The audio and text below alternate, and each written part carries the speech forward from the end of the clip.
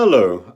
There's a lot of talk at the moment about hypocrisy because of Boris, but I think hypocrisy is turning up all over the place. Not only in the House of Commons, also in the media. Not only hypocrisy, but a sort of boredom, a dullness, a sort of repetition. People have suddenly realised this is the wagon to get onto. This is the wagon to board, and it's dull, dull, dull, dull, dull.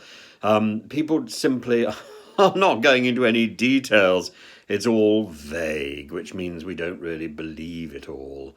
Now, I think we're coming to a point where we have to recognise that Boris, in the long run, is done. But I think in the short run, Boris may well linger on for quite a while because the Conservatives will realise that getting rid of Boris before the local elections would be an incredibly bad idea. It would be so much better to blame Boris for everything and keep him in power for as long as humanly possible to try and make sure that his successor is given the strength to take over. Now, at the moment, that successor isn't clear. It could be Liz Truss. I would be horrified. It could be Rishi Sunak. I'd be even more horrified. It could be any one of those dreadful people in the middle, like Priti Patel, Dominic Raab, even Michael Gove. It would be unbelievably horrible to have any of these people in the top job. I think it would be much better to keep Boris there. There is a name which I rather approve of, Tom Tugendhat.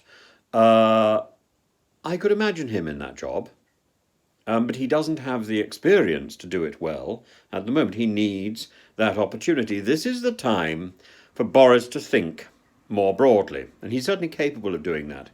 He's certainly capable of falling on his sword in a thoughtful way. He has that. He has the background to do that. He has the background to do that will benefit others.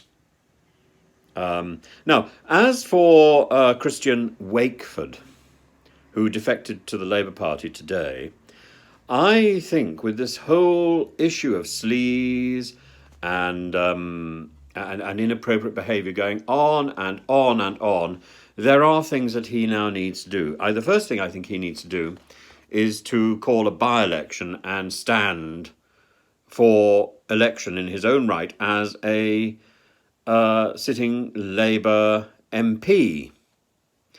There is, of course, no certainty that if he were to stand, that the Labour Party in his area would actually choose him to stand for them. There's no obligation for that. It'd be unlikely, I think, that they wouldn't choose him, but it's always possible that they wouldn't. So there's that risk, and there's also the risk that he wouldn't actually get elected. But I think he needs to take that risk. Otherwise, he will be branded as much a hypocrite as Boris and these other people. He has to put clear water between him and the concept of hypocrisy. Can you defect from one party to another without a by-election? I think you cannot. The manifesto he stood on is now not the manifesto that he actually endorses. So he would be lying to claim that this is that what he's now standing on is what he was elected on. He wasn't elected on this. He needs to throw his hat in the ring and have a proper by-election and allow the public in his constituency to make a decision. I hope they would applaud what he did. It's a strong and very unusual thing to walk across the House. It's very theatrical.